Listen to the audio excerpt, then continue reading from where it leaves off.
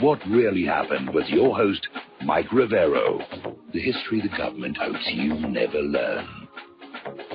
Here is your host, Michael Rivero. And aloha, America. Welcome to our show today. It's Tuesday, January 16th, 2018, getting into the week. We have a lot of stuff to talk about today. Now then, getting on back to our little scare last Saturday here in Hawaii, the story is starting to get a little bit weird because apparently this morning, early this morning, meaning almost 24 hours ago on the other side of the date line, Japanese public broadcaster NHK issued a warning that a North Korean missile was inbound, then retracted and apologized. Now, once, that's definitely a goof. Twice, that's a head-scratcher. I mean, just 4 days after we had our mistaken public warning issued here. Now, another part of the story is starting to get a little bit weird because, as you know, there was a 38-minute delay between the time the warning went on out and the correction was issued through mass public communication. The corrections were up there earlier on the Emergency Management Agency website and various Twitter feeds, but the actual message out to cell phones and TVs 38 minutes later. And apparently, Governor Ige and the Emergency Administrator Rivero Miyagi said they had to obtain permission from the Federal Emergency Management Agency. Remember, we talked about that yesterday. Why was FEMA involved in this at all? And apparently FEMA is now saying that's absolutely not true. The state emergency management authorities are authorized to cancel or retract warning messages all on their own. So something's kind of weird going on there. All right, we got a caller waiting on the line. Kevin in West Virginia, aloha. Welcome to the show. What's on your mind? Kevin, are you there? Are you there? Yeah, there. Oh, I hear you now. Me? Okay. I'm glad to hear that you and Claire are safe. And a couple of things I wanted to ask you. The first one was this about the missile thing. And the other that I wanted to talk about was Trump's statements and things. The first thing about the missile warning system, do you think that this could possibly be trying to make Trump look bad? They're trying to say that the United States is weak and Hawaii's weak and doesn't have good leadership? Well, if we stipulate for the point of the thought experiment that this was not just an honest goof here in Hawaii, then it could be one of several things. It could be an effort to just keep everybody's nerves rattled and war ready at a time when North and South Korea are demonstrably moving closer together. Or you're right, it could be done to make Trump look like he's not really taking the defense of the United States seriously enough.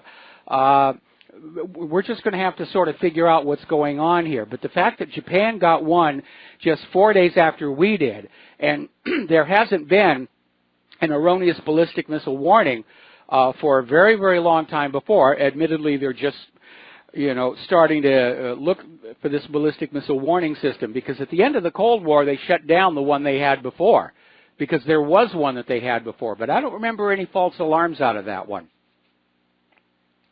Right. I mean, I totally understand. The other thing that I wanted to comment on was this whole, can I call it crap hole instead of using the other word? Yeah, that's probably preferable here. That's probably, but, the amazing thing is Trump has made it permissible for the corporate media and independent media to use that word. I choose not to, but go ahead. I mean, even if he said it, let's be honest, he's right.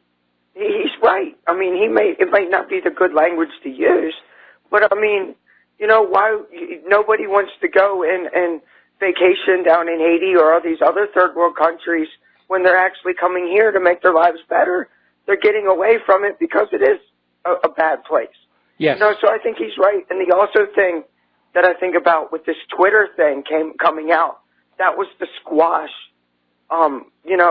This whole thing with the Crapgate thing was to squash Twitter coming out. I, preferably believe, especially with the revelations of yesterday and on Monday too with Project Veritas. What's the word I want? It's a distraction. And I agree. I agree. The fuss over Donald Trump's language is a distraction, but what they're distracting us from is the fact that he was asking a legitimate question. And the globalists, the liberals, do not want the American people thinking about that question, so they make a big deal about the language. Oh, we said a dirty word, we're all triggered, get the Play-Doh, get the poppers, get our little safe spaces, we have to, and that's all it is. They don't want you to think about the question Donald Trump was asking, because the vast majority of Americans would probably agree with him. So they're tarnishing the whole issue by saying he's using a bad word, and hopefully that we won't think about what he was saying. They did this once before, and during the O.J. Simpson trial, when they had the white guy standing up and saying the N-word 41 times in front of the jury. Yes. It's the same thing all over again. It's the same playbook. Yeah, they were playing the race card and implying that if the jury convicted O.J., that they were just being racist. And, politics and lawyering are very dirty businesses. We all know that. Well, Mr. Mike, that's all I have for you today. I thank you for what you're doing. Oh, and the other thing that I wanted to say, I out of high school, I had joined the Navy, and I took the oath to defend the Constitution. My oath to defend foreign and domestic, my oath, there is no expiration on my oath. And I think everybody that's, been in the military or a veteran like me and everything else, we need to remember we stood up and we took a pledge, for life, liberty, and the pursuit of happiness. Let's kick the political crap out of these people. We can do it. Well, again, I don't advocate violent action. I'm still convinced this government is on its way to a Soviet Union-style collapse, and I'm starting to feel that it may not be all that far off. I think you're right. Well, you and Miss Claire have a wonderful day, and thank you for everything that you do. Have a wonderful day, sir. Thank you very much for the kind words. We're going to let you go here. And we're going to do a shout-out now to our on-air affiliates who are just now rejoining our network. And now that everybody is listening, I have a small announcement to make. Due to the meltdown and Spectre backdoors, whatever you want to call them, my hosting company that hosts the website, whatreallyhappened.com, has forced me to do a server upgrade. And that will be starting at the end of the radio show today. Hopefully it's only going to be a day or so, but we're not sure because different software, there may be issues. Hopefully there will not be. But obviously anything that is being posted to the website by the members right now will probably not be preserved. So just be aware of that. And we will have the server back up and running as quickly as possible. And then I need to seriously look at building a whole new website, mobile-friendly, because it's long overdue. It gets frustrating because everything's always updating and worse changing. I mean, part of my website got broken in the last PHP update. And computer companies don't seem to realize how frustrating that is. That's like if I buy a car tomorrow and then 6 months down the road they say, oh, there's a bug in the transmission, we have to upgrade the transmission. And then they put in the transmission and say, oh, there's a serious incompatibility between your new upgraded transmission and the engine, you're going to have to upgrade the engine. And then it goes into the radio and the dashboard and the windows and everything has to be constantly updated. And it is a little bit ridiculous when you think about it. So anyway, to recap, the upgrade to the whatreallyhappened.com server begins at the end of the radio show today. We will have it back up as quickly as we can, and hopefully there will be very few problems. But with the current state of hardware and software, it's impossible to make a prediction or a guarantee. Now, getting on back to what's going on with our missile scare here, our local Democratic representative, Tulsi Gabbard, I'm not in her district, unfortunately, I wish I was, basically is making the rounds on the TV shows, saying that the reason there's been some kind of a crisis with North Korea's missiles is because of the constant provocations and aggressions and goading by the United States government. That it wasn't until the United States government started making a big stink about this that there were any problems. Lots of countries are developing weapons of deterrence. Lots of countries are developing missiles and testing them out. North Korea just became an issue because it's an easy mark. And Tulsi's got a lot of sense. And I got to tell you, if the Democrats really had any brains, they would run her in 2020. Because she's looking better and better all the time politically.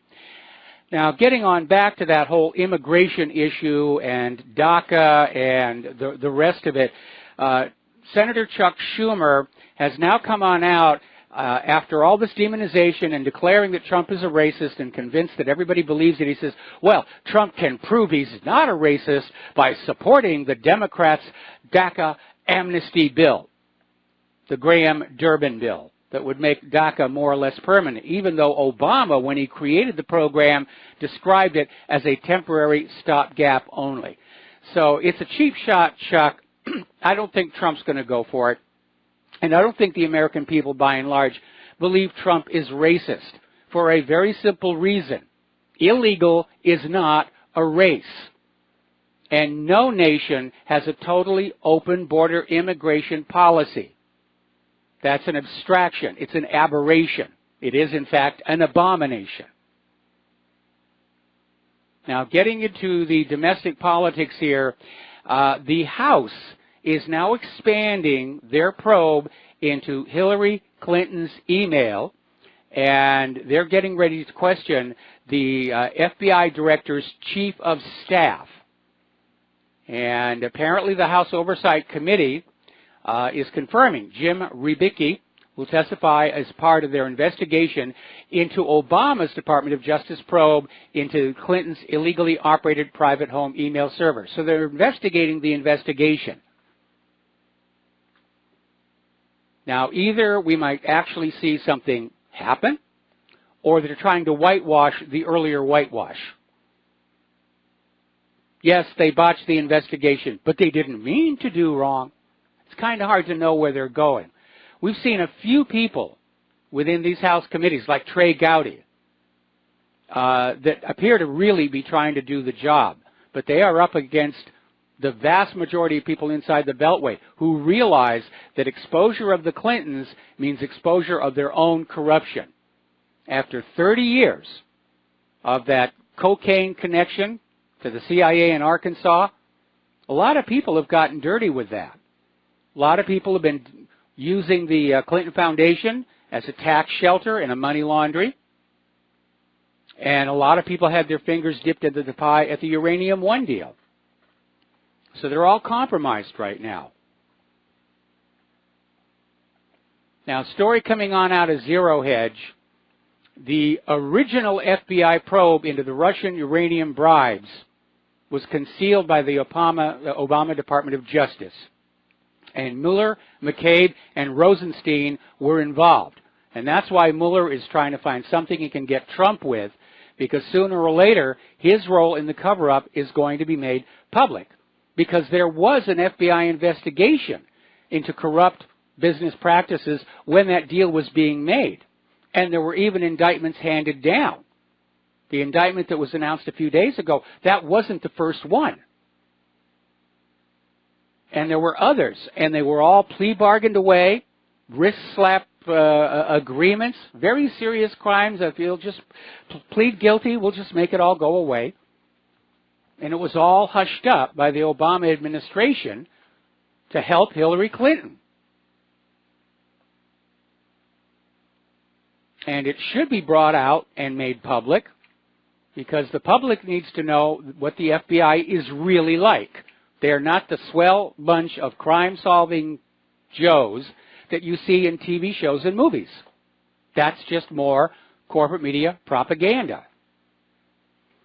Now, speaking of Robert Mueller, he's decided he's going to subpoena Steve Bannon, President Trump's former chief strategist, and he's been subpoenaed to testify before a grand jury as part of the investigation into Russia-Trump collusion.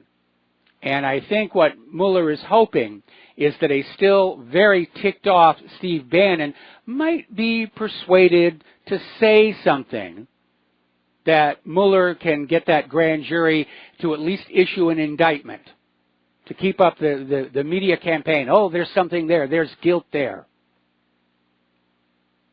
Now, apparently, Durbin is out there making a lot of comments about what was going on in those White House meetings, including the one about immigration. But Tom Cotton on Face the Nation said Dick Durbin has an established history of lying about what goes on in the White House meetings. Okay. Over at Radio Sputnik, CIA officer turned political activist Ray McGovern basically said that the FBI should feel very embarrassed on all these Russian meddling claims, and basically said that this is a full-court propaganda press directed at the American people to convince them something is there, even though there are no facts. It's the big lie approach. Tell a lie that's big enough and tell it often enough, and eventually everybody will come to believe it, despite the evidence before their own senses. And we need to be aware this is currently being used on us. Now, for some reason, people are still going on about Oprah Winfrey running in 2020. And if I'm right and Hillary is going to be running in 2020, then Oprah is going to have to stay out of small aircraft. But a lot of people are saying she's the perfect candidate for bleeding heart liberals. She's black, she's a woman. You know, she gives these emotional speeches that distort reality, not interested in the actual facts. And what's ironic about this is that liberals are denouncing President Trump for having been a billionaire reality TV star, and yet their ideal candidate for the next election is a billionaire reality TV star. Can you say hypocrisy, children? I knew you could. Now, the other day, we were talking about how Jeff Bezos has donated $33 million to provide scholarships for Deferred Action for Childhood Arrival, DACA recipients. And a lot of people were saying, why are you doing this when there are so many people in this country that need help, like homeless veterans or the homeless in general as this hard winter comes crashing down? But there's another category that needs to be added to it. Apparently, more than 700 Amazon employees have to rely on food stamps to feed themselves and their families because of the low pay that Amazon gives them. So Bezos just wants to look good in the media and feel good in the liberal establishment. I'm giving money to the DACA scholarships, but he's going to starve his own employees. It really is hypocritical. Now, as you know from some of the phone calls we got yesterday, Chelsea Manning is running for the Senate in Maryland, and apparently Maryland passed a law saying a convicted felon can run for office. And a lot of people are trying to make a big deal about, oh, the felony, the felony. You need to remember what the felony was for. Chelsea Manning was convicted of a felony for an act of whistleblowing that opened Americans' eyes to the atrocities being committed by the U.S. government. Personally, if she were running for senator from Hawaii, I would vote for her because of that one very heroic act and the courage to be willing to pay the price for it. A lot of people, amazingly enough, even the liberals are attacking her, for her sex change, which liberals aren't supposed to do. And because that one has fizzled out, the latest one coming out of the liberals is they're claiming that the only reason Chelsea Manning is running for the Senate, it's a plot by Vladimir Putin. It's more Russian interference in our internal affairs. Boy, do you not get sick and tired of hearing about that. We'll be back after these words from our sponsors. Aloha, America. Welcome back to the show. And right now taking place at the White House, they're having a press conference, and the subject is President Trump's health. And they're basically reporting on the results of his medical examination, which included a cognitive evaluation, which would make sense. Donald Trump's father had Alzheimer's, and the doctor's given him a clean bill of health, including the cognitive exam. And it is a very shameful display. The reporters there in the room are on the attack, challenging it, saying, well, we've had this doctor over here in Oklahoma who says Trump is this, and we've had this other doctor on the media out on the West Coast who says Trump is showing signs of this and that. And right now, Rear Admiral Jackson is out there saying, look, the only doctors qualified to tell you the condition Donald Trump is in are those who have actually met with him and conducted an evaluation. And he's calling all these media reports about Trump is going crazy and showing signs of stress, he's calling it tabloid psychiatry. And he's absolutely right. And I'm already getting emails calling the journalists at the White House pathetic. And I'm fully in agreement on that. All right, let's take a phone call now. David in Los Angeles, aloha. Welcome to the show. What's on your mind? Hey, Michael, great show as always.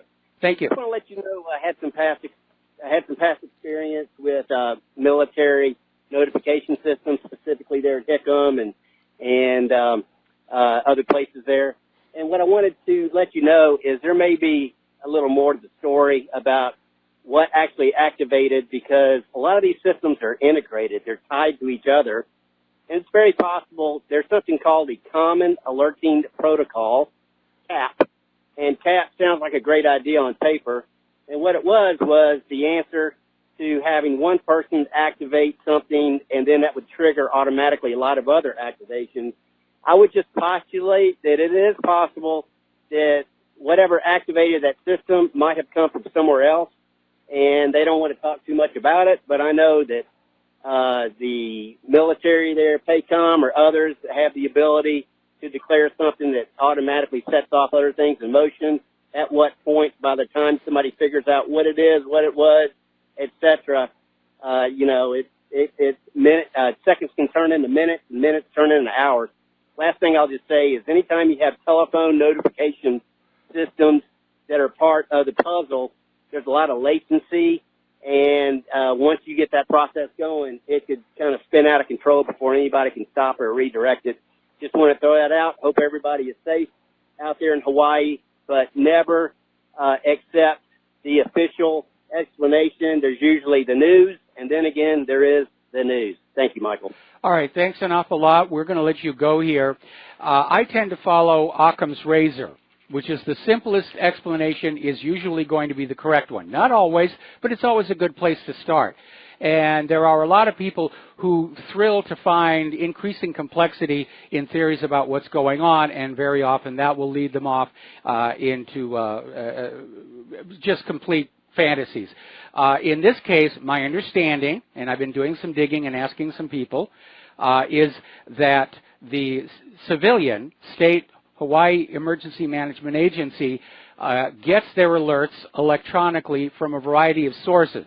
Most of them are, of course, tsunamis, and those alerts come from the Pacific Tsunami Warning Center, which is also here on the island of Oahu, and, of course, weather alerts from the local weather and the Pacific Hurricane Warning System, which is also here on Oahu. In the case of the recently installed ballistic missile system, the two sources that feed into Hawaii's Emergency Management Agency is the Pacific Military Command, right here at Pearl Harbor, and FEMA, which is on the mainland. And so that is supposedly where a real message would originate. But again, the reason my first reaction to the message was that it couldn't be correct is the newly installed ballistic missile warning siren system did not sound immediately. And so that prompted me to turn over to the local TV news and radio news stations, where they would also get these alerts, inbound ballistic missile, and they'd be broadcasting it. And this lack of coordination is why I still tend to think that it was just a simple mistake. Now, somebody down at Pearl Harbor tripped off their sirens, and that's the moment when Claire and I weren't really sure anymore, and had, we had a few minutes there of figuring what we were going to do. Well, all we can do is shelter in place, except we're up on the edge of a ridgeline. But we do have water. We do have storable food. We're preppers. I'll admit it. That was really about all that we could do. And I know from the nuclear effects calculator that we posted a few months back that a Korean warhead onto Pearl Harbor is survivable where we are. Same cannot be said for the Russian and Chinese warheads, but we're not dealing with them. But in the end, it turned out to be a false alarm. Somebody is still pushing the story that there was a false flag missile that was fired toward Hawaii, but it blew up and fell out of the air, and everybody decided to call it off and say it was all a mistake. Still can't figure out why they had another one like that in Japan earlier today. It's just not making a lot of sense. We'll be back after these commercials. Aloha America, welcome back to our show here, and getting on back to the news. Actually, I want to do a comment here. I'm surprised that this many days afterwards people are still talking about our false alarm last Saturday. I figured it was going to be good for one day or so. But I think it is having an effect on people where they're realizing that if we allow this government to persist in its current agenda of expansionism, imperial conquest, and warmongering, that we might get another warning that is real, the real thing. And we now know what that feels like here in Hawaii. And I hope people on the mainland are thinking things over, because it's not an abstraction anymore. It's the real thing. I just got to read a letter from somebody on Maui talking about how they were feeling about it. Even though any attacks on Hawaii would concentrate on Oahu, this is where all the military resources happen to be. Getting back to the news, getting over to the war zones, as it were.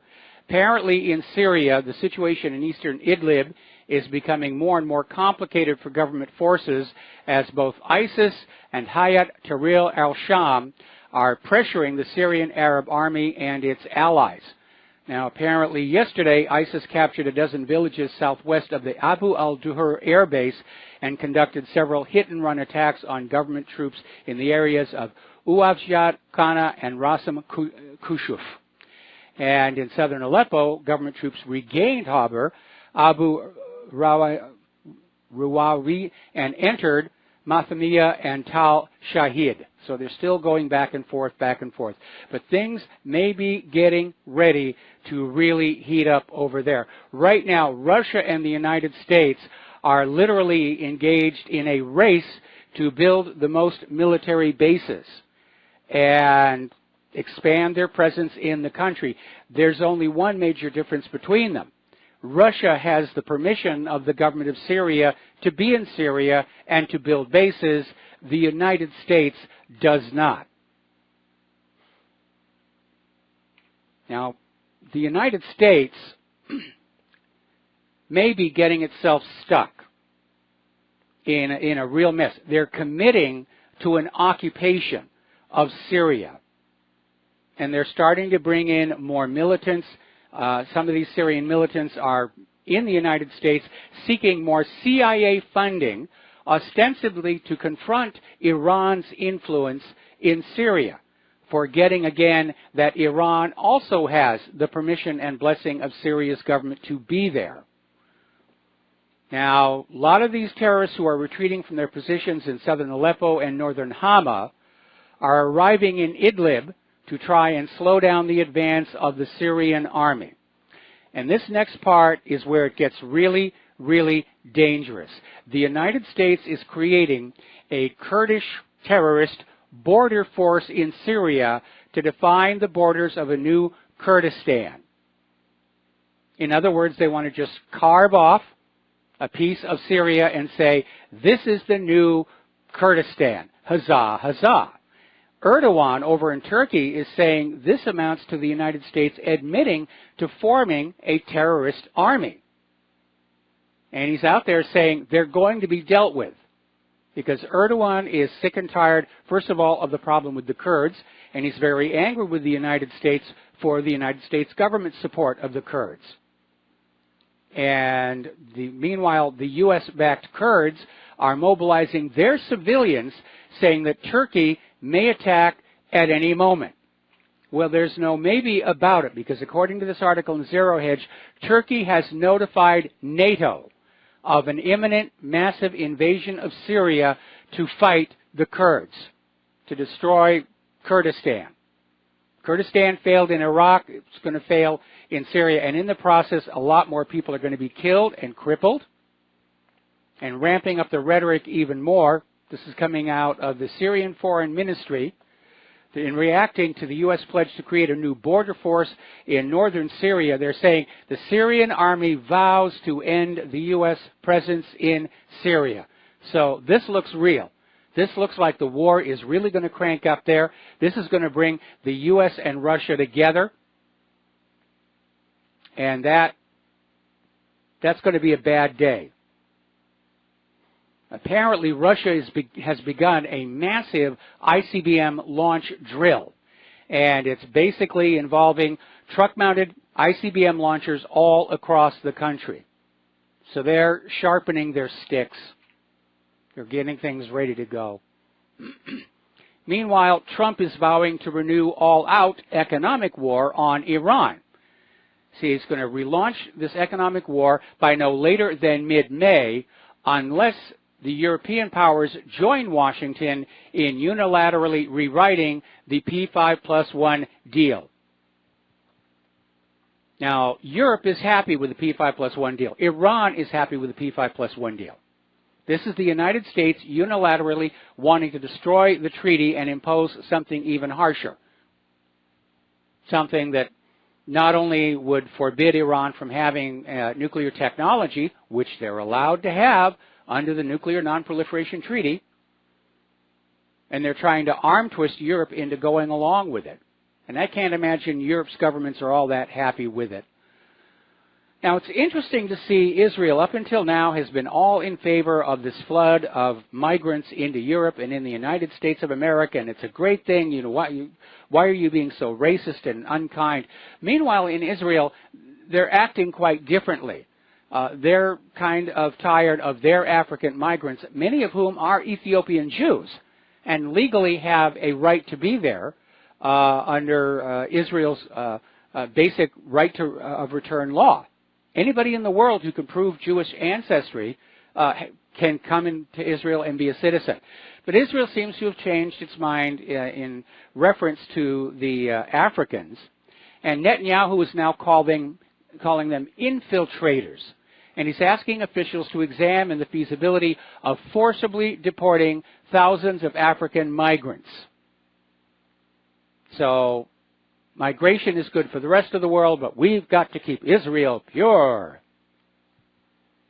Now, Palestinian leaders have voted to urge the PLO, the Palestinian Liberation Organization. It's still around. It's a lot smaller and weaker without Yasser Arafat. But basically, the PLO, trying to make peace, did at one point recognize the state of Israel without the reciprocal deal of Israel recognizing the state of Palestine. And so the PLO is basically being told, stop recognizing Israel unless and until they recognize the state of Palestine. And that has been the standoff all along. Israel goes on in, they grab a chunk of Palestine, they set up shop and said, we're Israel, everybody recognizes us. Harry Truman does so. And then Israel turns to the neighbors in the region and says, we demand you recognize our state and our right to exist. And they all say exactly the same thing. Certainly, as soon as you recognize our state and our right to exist. And with regard to Palestine, Israel refuses. Because Israel ultimately wants all of that land. And that's been the sticking point. That's been the cause of all the wars and the bombings and the missile strikes and the shooting of fishermen and the jailing of Palestinian children. Because Israel wants Palestine to recognize its right to exist, but will not return the same thing. And if Israel would only grant to Palestine the same thing it desires for itself, all of this adversity and hostility and bloodshed could have been avoided. Now, probably a lot of you have forgot that we seem to have some wars unfolding down in Africa. And apparently we have some kind of military forces representing us in most of the nations of Africa. They're not doing anything. They're just stationed there. But right now there's a lot of focus on Niger. It's a nation roughly twice the size of Texas. And it made the news a while back when there was an American force that was ambushed there in Niger, and now it's cranking on up. So basically the Pentagon is getting ready to escalate the situation.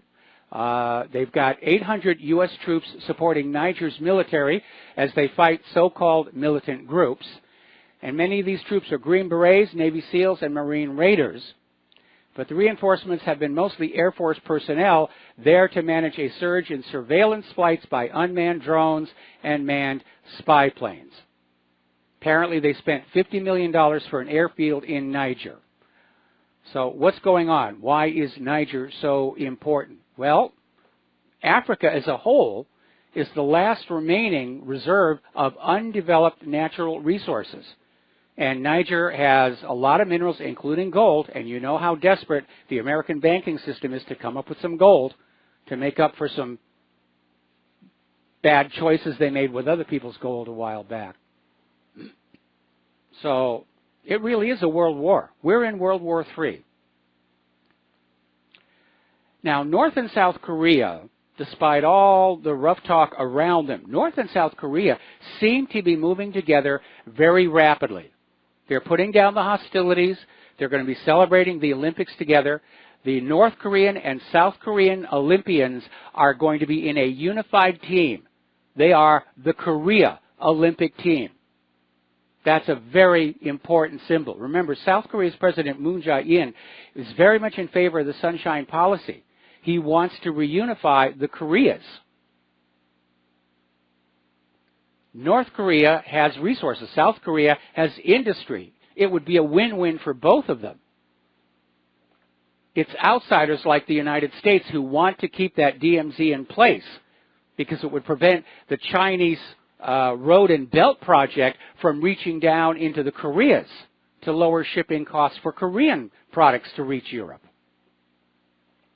And then North Korea is sending down, apparently they have this very famous team of cheerleaders. I'm not real big on cheerleaders, so I'm not up on them. But apparently they're world famous. They're going to go down to the Olympics. And now North Korea is sending one of their finest orchestras, the Samjuban Orchestra, to South Korea. It will perform in Seoul. These are all important symbols of the two Koreas wanting to come back together. And the U.S. is desperate to stop that. Meanwhile, Russia and China are urging a freeze to any more confrontation on the Korean Peninsula.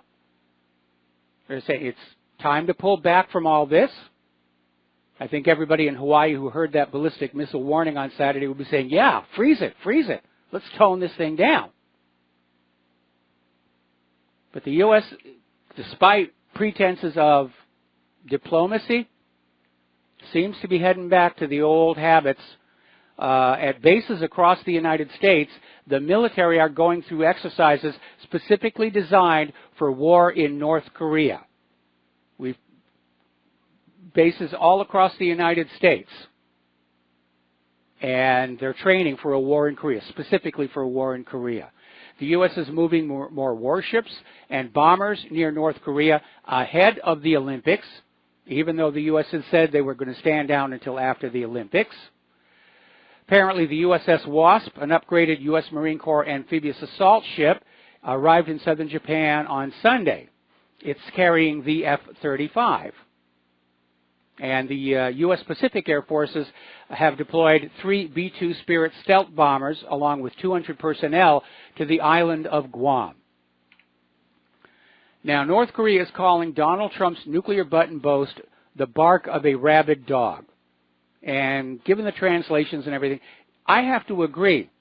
Considering that Trump campaigned last year on pulling back from all these interventions, to hear his aggressive, provocative talk today, it is very alarming. And Trump doesn't understand the Asian concept of face. You can reach a point of insult at which the Asians, specifically in this case the North Koreans, feel they must take action. There are many cultures that have that. They don't have the turn the other cheek. You insult somebody's mother in Russia, you're going to be in big trouble. There are certain cultural lines you cannot cross, and Donald Trump is dancing dangerously close to some of those.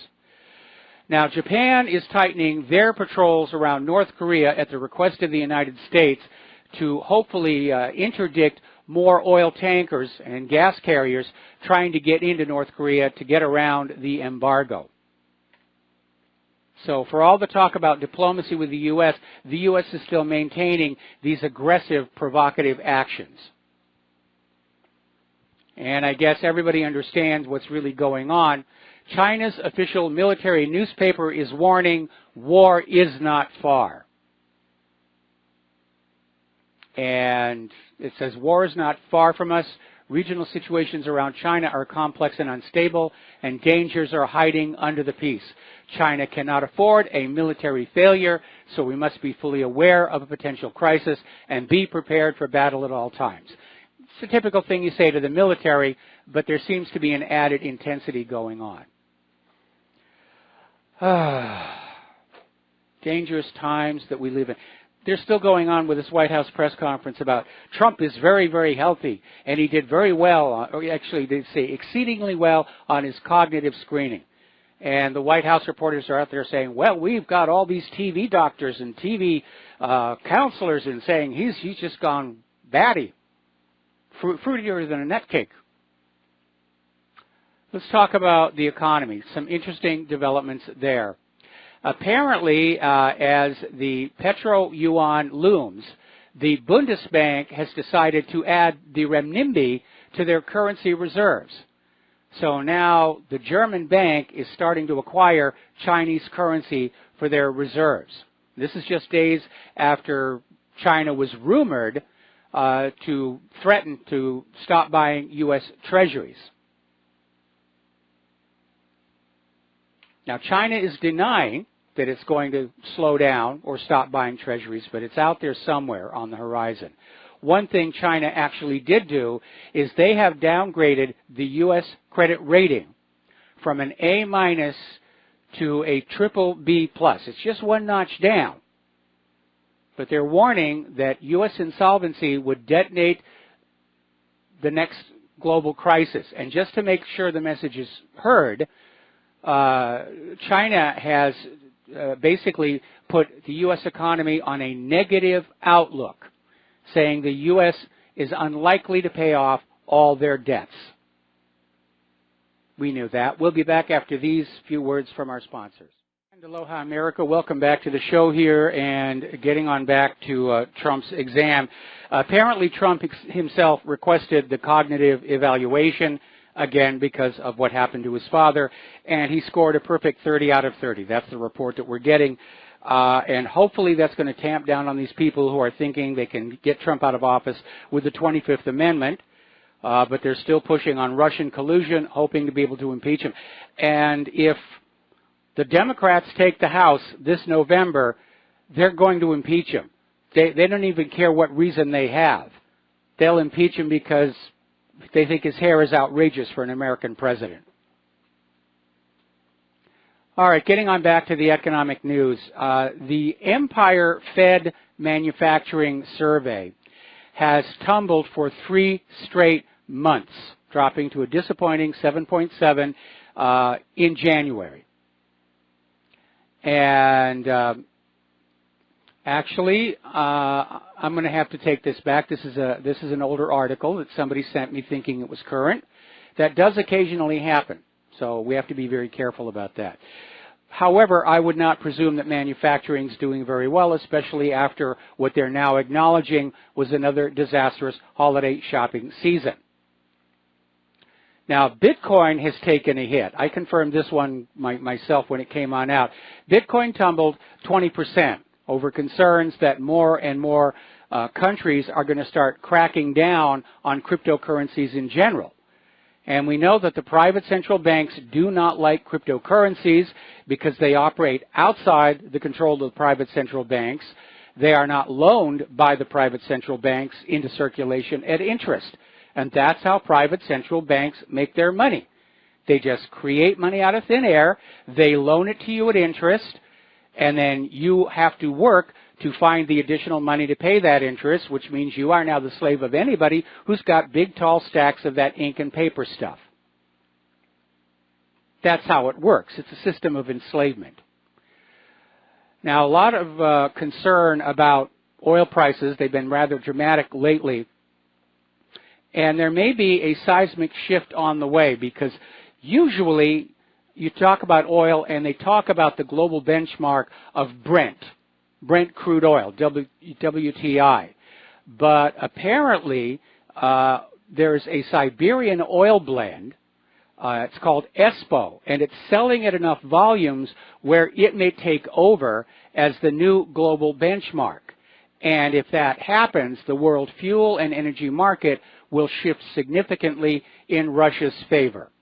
And aloha, America. Welcome back to our show, hour number 2, talking about the economic news.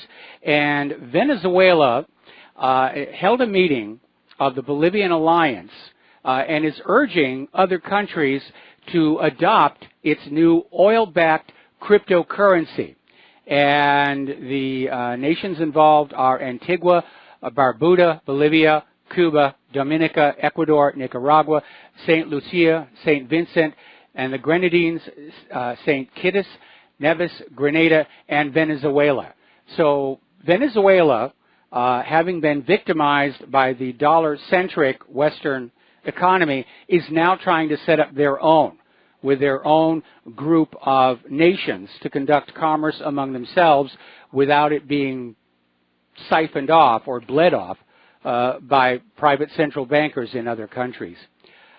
Now, Uber has a new service out called Uber Eats, where you can call an Uber driver to go pick up a food order at a restaurant and bring it to you. It has, unfortunately, developed a little bit of a problem. And a lot of people were just not getting their meals. They would order online, they'd pay with a credit card, they'd call Uber, and nothing would happen. It would simply go away. And Uber had been operating on the principle that if the driver couldn't find the address, well, they were just sort of, free to go their way. It turns out a lot of very desperate people who have cars are signing up to be drivers for Uber Eats, and then they're eating the food. They're stealing the food. And I understand necessity is the mother of invention, and I don't think people ought to be hungry, whether they're working for Uber or for Amazon, Jeff. But at the same time, you need to be very, very careful. And if you are unable to get out and pick up your order, which is going to make it cheaper anyway, then do business with a restaurant that has their own dedicated delivery service, because if something unfortunate happens there, you can go back and complain. Now, getting on back to Trump's comment about various countries being blank holes, he really needs to look a little closer to home. There was a very unfortunate article that came out of 12160.info about how San Francisco is literally turning into a blank hole.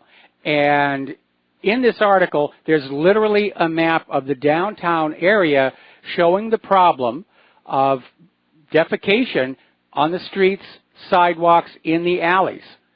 And they're saying it's a combination of the immigration problem, it's a combination of the homeless problem, it's the fact that there has been a decline in the number of available public restrooms. I mean, biology is biology. When you got to go, you got to go. And something does need to be done. And it would be nice if we could resolve some of these issues. Close the borders and spend some of this money we're currently spending on war to bring our infrastructure up to handle the present population, because that is a big part of the problem.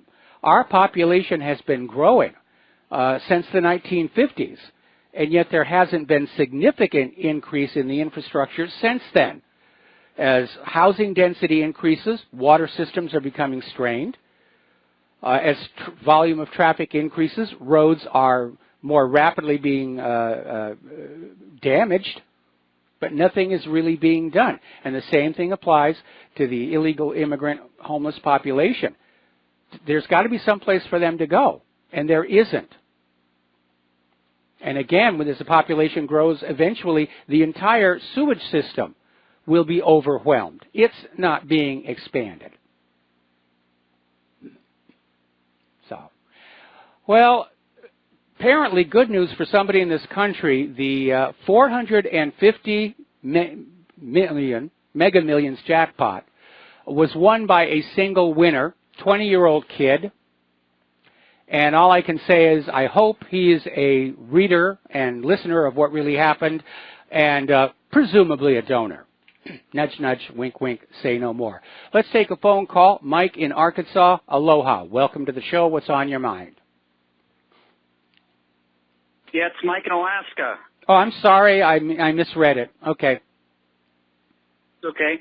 Yeah, hey, Mike. I've been out in and out listening. Have you brought up the Goldwater rule? No, I have not. Which is, this whole thing of diagnosing people over the television, that came up with Barry Goldwater as well. Oh, really? And they made a rule and said you cannot, it's called the Goldwater rule, you cannot diagnose someone you've never met. Well, we had that notice from the American Psychiatric Association saying, yeah, all these psychiatrists or psychologists who are out there saying Trump is showing symptoms of this, of that, if they haven't met him, if they haven't conducted an actual exam, they should shut up. It's unethical. They could actually lose their license. And that was also being reinforced during today's press meeting at the White House. These people are out there practicing tabloid psychiatry.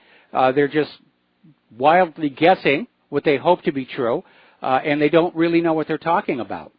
But I didn't know it went all the way back to Goldwater. Yeah, I think it was that whole Daisy, and then with the Daisy commercials, and then saying he's nuts, and they did the exact same thing. He'll get us into a nuclear exchange with Russia. And, he did lose pretty dramatically, but after that, enough people kind of said, can't do that, it's actually called the Goldwater rule, and it's the same playbook, Mike. Yeah. So, Mike, they found out one of the Chan, I think it was either Chan or Reddit, they went after the one, it was an Asian lady, I think she was from California, and she was with the talking heads about he's crazy, and I've diagnosed him, and I've seen he moves his eyes to the left when he says this, it means he's schizo, and they found out she doesn't have a license at all. Yeah, we reported on that last week. I mean, she doesn't have a current license. She used to have a license. She's trying to get it reinstated, and her other license had expired. So, yeah, she can't even practice in her own state, let alone all the way across to Washington, D.C. Mike, all I have to say is I'm glad you're safe down there, and great show. Thank you. Well, thank you very much. I'm glad I'm safe, too, and I'd like to keep everybody safe, which is why I hope this false alarm of a ballistic missile inbound is a wake-up call for all Americans. If we don't stand up to the neocon war machine, it could very well happen for real. So, anyway, we're going to do a shout-out now to our on-air affiliates rejoining our network. Getting on over to Europe, Great Britain, Nigel Farage is out there trying to get everybody to wake up over what the European Union is trying to do. And we've been hearing all this talk about federalization for quite a few weeks now. But Farage is out there saying the European Union wants to create a unified union that will take away all remaining power from the current member states, just like the federal government in this country did to the states here. If you go back and you read the Constitution, that's not what we were supposed to have. The states were supposed to have the authority. The states were supposed to be self-governing sovereign states in a loose coalition, and all Washington, D.C. was supposed to do was keep them all working friendly, arbitrate in disputes and so forth.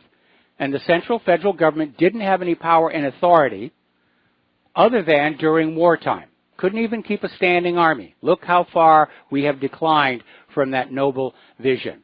So anyway, Farage is on the warpath here, just days after Germany's Foreign Minister Sigmar Gabriel basically saying that Brussels will take over the entire continent. So all of a sudden, for globalists, the Germans are starting to sound very imperialistic again. Okay, story out of the Express in Great Britain, basically talking about how the European project is destroying the ordinary life of Europeans. Well, certainly it is economically, and certainly it is culturally, and that may be intentional, but basically a leading German politician is delivered an attack on Angela Merkel, saying that effectively Europe is dismembering itself. All the uniqueness that makes Europe Europe, all the uniqueness that makes those European member states who and what they are, it's all being taken away. It's all being blended together. Forget about free travel. In a little while, there won't be a reason to go from France to Spain. It'll be exactly the same. The same blended together group of people, the same fast food restaurants, the same supermarkets. And it will be a bit of a cultural loss here. And just to share an anecdotal story here, Claire and I have lived in Hawaii for a very long time now. Longer than we originally intended to, but it's just the way that worked out. And Hawaii, when we first got here, there was actually a lot of diversity, and depending upon where you went. And the shopping malls would always have these little kiosks where local artisans could present their wares, bowls, leis, things like that. You saw them in the modern malls. You saw them at Aloha Tower. And going down Waikiki, you would see these small stores, small restaurants, local food. That's all been erased. And right now you go down Waikiki and it looks like the shopping street of any other major city. The same big name brand stores. If you ignore the palm trees, you could very easily be in Manhattan or you could be in Las Vegas. And the small local entrepreneurs, they're basically out. The only place they can go to now are the various flea markets, and even those are starting to disappear. We used to have a flea market at the bottom of the hill. Every Sunday, the owner of the property has decided he can make more money renting it out as an overflow lot for the car dealerships. See, the 2018s are coming out. Actually, they've been out. And the dealerships are still full of 2017s. They don't know what to do with them.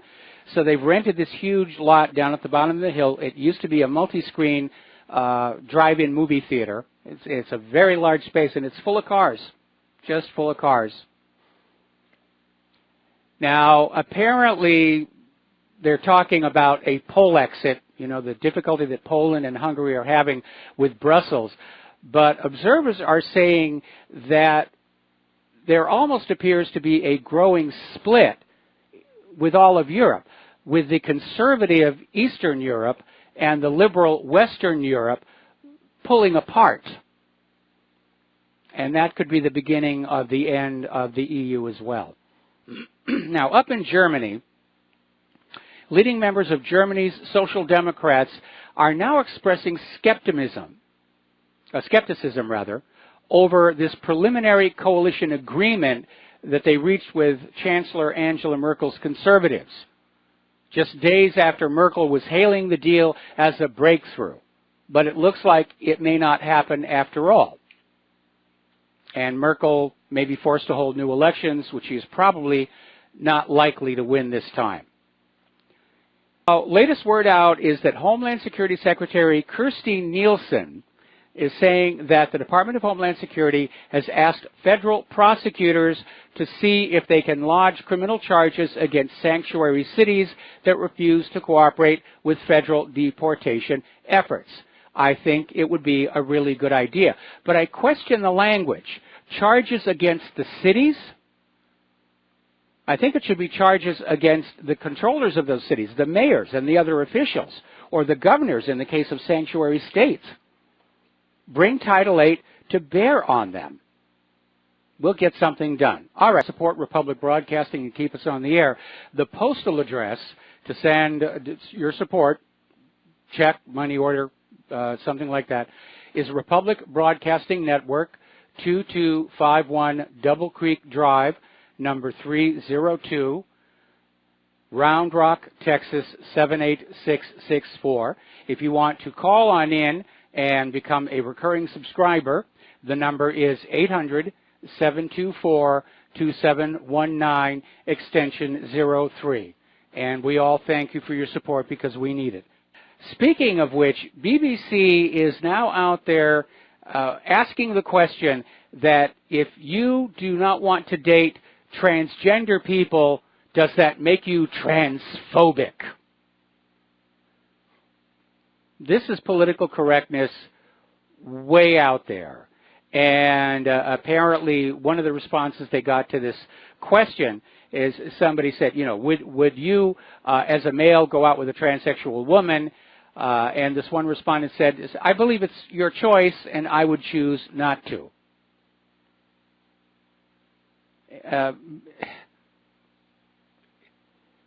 You know, it's almost like the decadence just before the fall of Rome, isn't it? It really, really is. All right, we're coming up here on a commercial break. Okay, story coming out of the Anchorage jail. Apparently, the state government has now admitted they've had a system to record jail conversations between suspects and defense lawyers. And apparently, there's a monitoring system in a certain visitation room at the Anchorage jail, and recorded conversations between attorneys and defendants in criminal court without anyone knowing. Lawyers are upset, and they have a right to be, because there is something called lawyer-client or client-attorney privilege, where they must be allowed to have discussions in private so that they can be candid with each other, where the defense lawyer can say, did you really do it? And the suspect can say, yeah, I really did. And the lawyer says, well, we're going to plead insanity or some other thing. But that's one of the founding principles of justice in this country, is that lawyers and their clients are allowed to have that privacy. And here we have the Anchorage jail was eavesdropping on lawyers and defendants in criminal cases, and one may safely presume that this information being gleaned by the system was being handed over to the prosecutor. That's tacky. That's very tacky. I always thought much more highly of the Alaskans than that. But on the other hand, they gave us Sarah Palin. This sexual assault thing is really getting crazy. There was another one on Fox News right now where this girl is out there saying that her date repeatedly cajoled her into sexual acts, and she felt horrible and it was the worst night of her life. And people are saying, okay, why did you stay after the first one? Why didn't you call the police? And it's another one of those cases where it's so fashionable to be sexually assaulted that women are taking consensual dates and reimagining them as a horrible experience. And it gets back to something I said many, many years ago on this issue of rape. And I think I repeated it again when we were talking about that app that you can have on your iPhone where everybody commits to sex before you do it. Men will understand no means no, as long as women understand yes means yes. And they can't feel bad about it afterwards and say, no, in hindsight, I was raped. That really is not very civilized behavior. So anyway, there was this Larry Nassar. He was a doctor for the USA Gymnastics Olympic team, and apparently he was caught abusing some of those gymnasts. And he's coming up on his sentencing hearing. And one of his victims, Michaela Maroney, wanted to testify at the sentencing hearing about what happened, but she's not going to be able to, because when the settlement agreement, $1.25 million from the organization was settled in December 2016, it included a non-disclosure agreement saying that she cannot talk about what happened to anybody or it's a $100,000 fine. That's a pretty ill use for a non-disclosure agreement. I understand you got to have them, protect your business secrets, but to protect the guilty, to protect your organization from a scandal that you allowed to happen? It's pretty much out there. Okay, it is now official. According to the CDC, flu is officially an epidemic in the United States of America. It's all over the place, and apparently they're saying more than half of all U.S. states reported high flu activity within the first week of the year. And looking at the chart that's in this article, CDC is getting the numbers with a delay because it is running wild all over Hawaii, and CDC is still showing Hawaii as a state with a low incidence. It's not the case. I have a friend whose father had to go to the hospital, and they put him on a gurney out in the hallway because they completely run out of beds. So this is a nasty one. It is a nasty one. And if that's not enough to worry about, there is rising concern over this disease that is swept across Uganda. Now remember, there was an outbreak of the Black Death, bubonic plague, in Madagascar last year. And it did cross into the continent, and it did infect some of the other African nations. But now there is a new illness that has broken out in Uganda, and the first known victim is the 9-year-old girl who was bleeding from the eyes. Now, that is not a symptom traditionally recognized with the original bubonic plague. It's definitely hemorrhagic. And so they're going to have to deal with that. A lot of illness out there. Boy, what a year it is. Volcanoes, tsunamis, phony ballistic missile warnings, hemorrhagic fever, flu. It's terrible. Okay, let's talk about computers, since we're talking about viruses and things like that anyway. Warning for Windows 10 users. Apparently scammers have started putting out fake patches for the Meltdown and Spectre problem, and they're actually just filled with malware. They're not going to fix Meltdown and Spectre. They just load your system with malware. And I guess they're taking advantage of the fact that Microsoft's update servers are currently overloaded by people trying to get the genuine patches. So you need to be very careful about any software you put on your computer. Because speaking of epidemics, it's not just flu. It's scammers. It's cyber criminals. They're all over the place. They think this is cool to do. They see themselves as pop stars because they can break into computers and wreck stuff. And so far, the government's letting them do it here. But even the real Meltdown patches have problems. And as a matter of fact, some hardware vendors are being told, don't do them just yet. Because apparently, in industrial control systems, the patches are causing instability issues. It's causing systems to lurch. In other words, the normally smooth motion of these industrial systems being controlled, it's now hesitating. It's hitching because the processors aren't running as fast. So digital control vendor Wonderware is admitting that Redmond's Meltdown patch made its Historian product wobble. What a mess this has turned out to be. And if I am correct, and Meltdown and Spectre were NSA-mandated backdoors, look at the damage they have caused worldwide. This is even worse than the malware that they put out to wreck Iran's centrifuges, which then broke into the wild and caused damage to industrial systems all across Russia. Asia may have even contributed to the extent of the damage at Fukushima. And aloha, America. Welcome back to our show here. Now, the FBI, of course, as you know, is engaged in a war on encryption. They don't think anybody should have a Fourth Amendment right to privacy. And they're starting to get into name-calling. They're branding Apple jerks for making iPhones too difficult to crack. And apparently one FBI official has become so frustrated with Apple's iPhone security, he's described the product as the work of an evil genius. Look who's talking. Now, here's the reality. All this talk about the need for encryption to spy on ordinary people just to be able to get the terrorists is utter nonsense.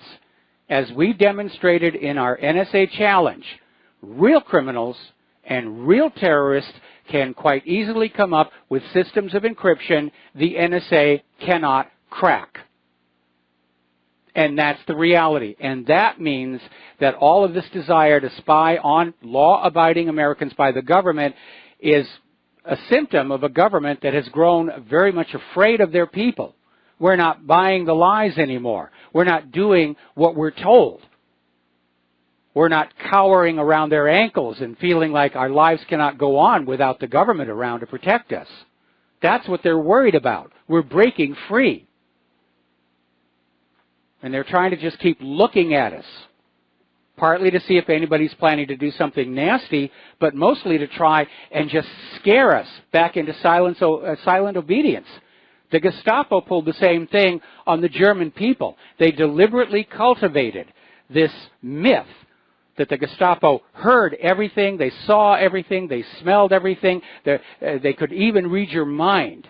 And of course they couldn't. They didn't have anywhere near enough people. But it was designed to try and scare the German people into staying silent and not speaking out against the government. And unfortunately, in Nazi Germany, it worked. And we know what happened. The Germans lost their country. Don't make that mistake again. Another black eye on Facebook. Facebook is out there trying to make sure that they're banning conservatives and, anti-immigration people. But apparently there are drug dealers who are openly peddling drugs to children using Facebook. And apparently it's not unique to Facebook. This is coming from the Daily Mail. Criminals are trolling for business on Facebook and other social media giants, including Instagram and Twitter. And, of course, they're all busy making sure that those conservatives are being blocked and shadow banned.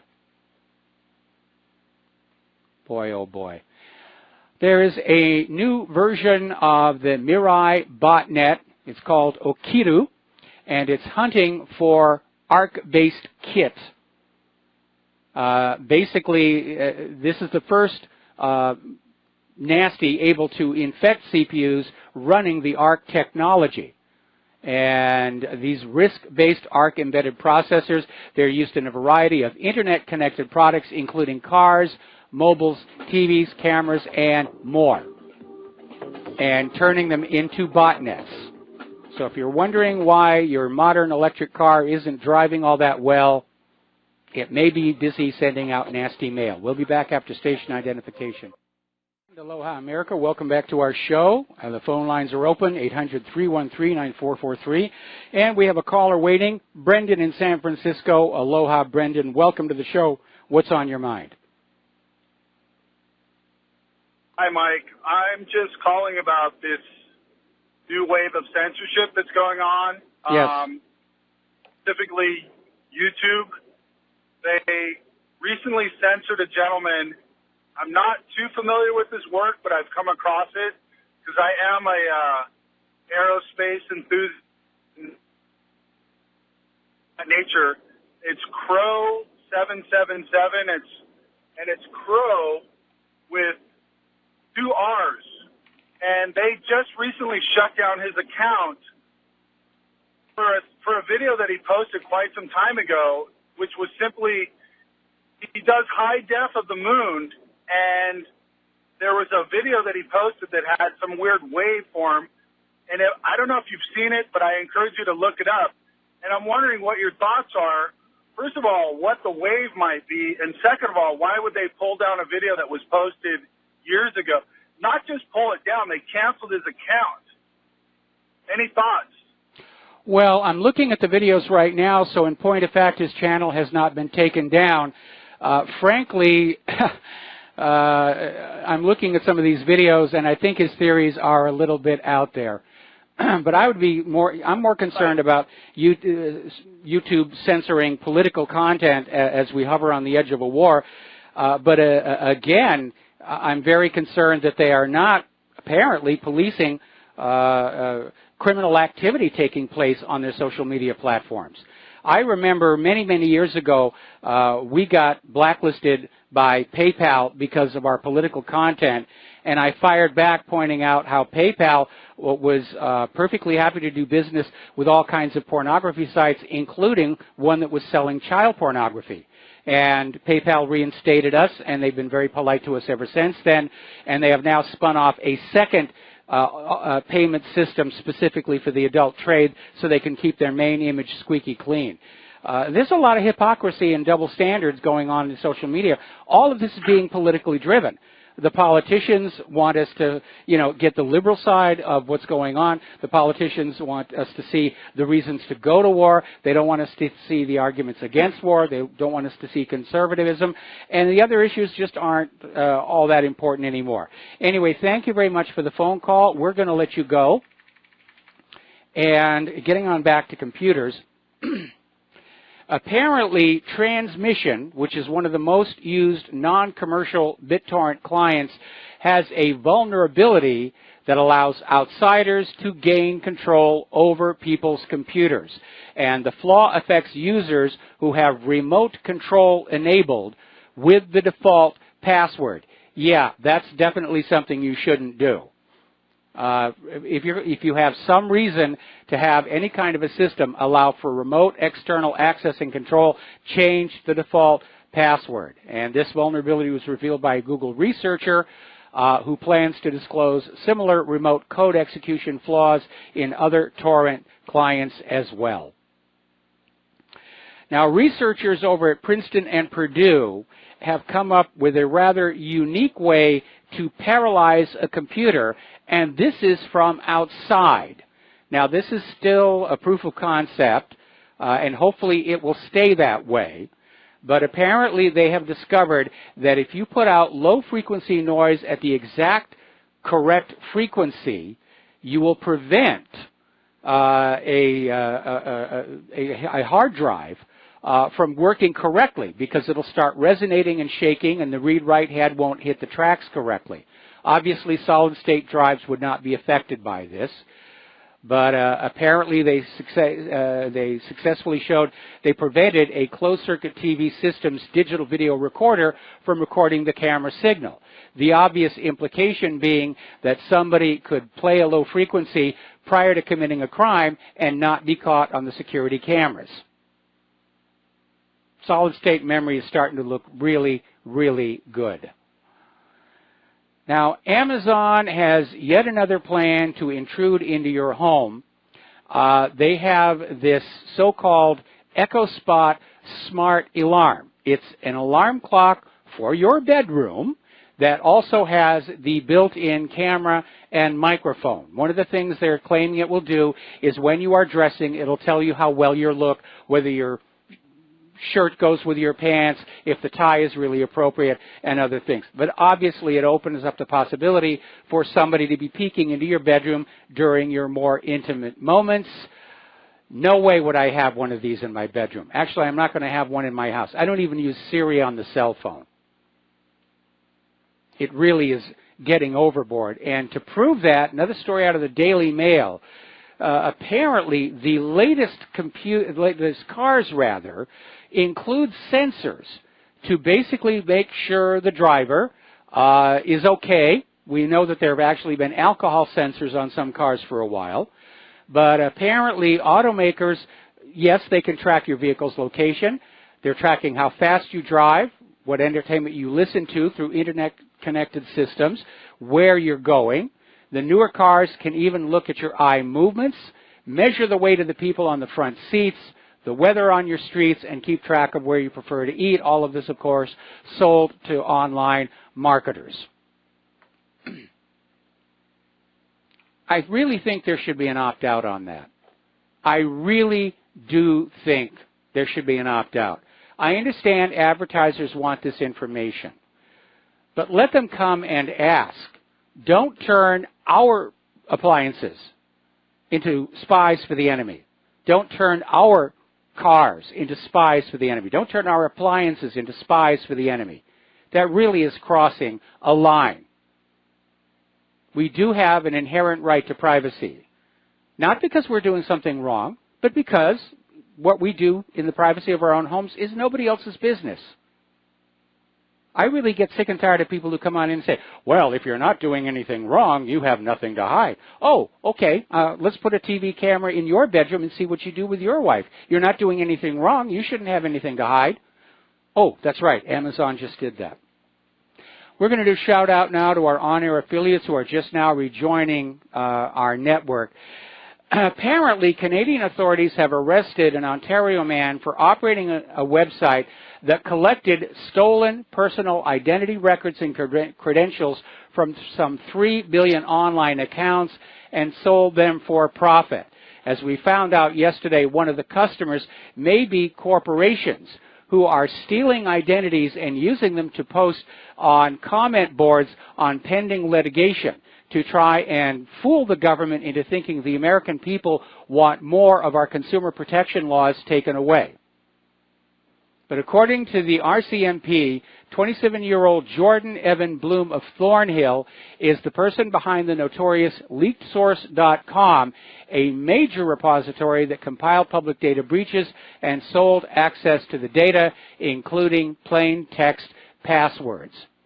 Now, LeakSource started in 2015, had 3 billion personal identity records and passwords from some massive data breaches, including LinkedIn, VK.com, Last.fm, Ashley Madison, MySpace, Twitter, Weebly, and Foursquare.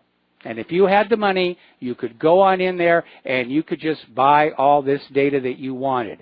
And LeakSource was shut down and its social media accounts suspended after they cracked down on the operation earlier last year, and it looks like they finally tracked it back to the guy who did it. And they've arrested and charged him. Well, good for the Canadian RCMP. If the Canadians can do it, why can't our people do it? Is the U.S. government ready to admit that its cybersecurity is inferior to the Canadians? Inferior to Dudley Do-Right? Okay. Another article from the Daily Mail talking about as the capabilities of robots and AI continue to grow, a leading scientist has warned the machine takeover will lead mankind into a hellish dystopia. This is coming from Dr. Subhash Kak. He's a computing expert at Oklahoma University. And he says employment provides people with a sense of self-worth and value. He's absolutely right. This trend toward automation of replacing humans with machines, it may look good on the spreadsheet in the short term. In the long term, it is a disaster of epic proportions. We will wind up literally with shopping malls full of robot sales assistants filled with robot manufactured products standing, and the robots will be standing still with nothing to do because nobody will have the money to buy those products. This is a bad idea. And there could be a public uprising against the robots, and it wouldn't be the first time. Look at the origin of the word sabotage. This during the early Industrial Revolution, when handmade products were starting to make way for machine-produced products. And there was a protest in the Netherlands. Workers would take their wooden shoes and jam them into the gears to wreck the machines. The shoes were called sabots. The French for shoe is sabot, hence sabotage. It could happen again. And there have been a lot of cases of frustrated or worried employees deliberately sabotaging complex computer systems to protect their jobs. It's a natural reaction. I'm not justifying it. I'm saying expect it's going to happen at some point in the world. What do all these corporations think they're going to do for customers once all the employees have been replaced by robots? It doesn't make any sense. It's so incredibly short-sighted. And yes, having a job you feel good about is part of the social glue that holds our system together. People are supposed to feel proud about their jobs. That's how it was when I was very young. When you had a job, yes, there was the money, and it was enough money to run a household. And on top of that, you felt good about what you did. You were proud to be a carpenter or a plumber or a foundryman. But our society today, unless you're one of the elites, you're just looked down on. And one job doesn't provide enough money to run a household any longer. We're headed in an absolutely disastrous direction. Somebody who is inside the financial system of this country has to wake up and realize that. And say, if we're going to be around in the long term, we have to change course. Of course, if they're thinking that there's going to be a collapse in the near future anyway, they're just going to be grabbing all the gold and silver and other people's silverware they can and heading for the doors, heading for the Cayman Islands.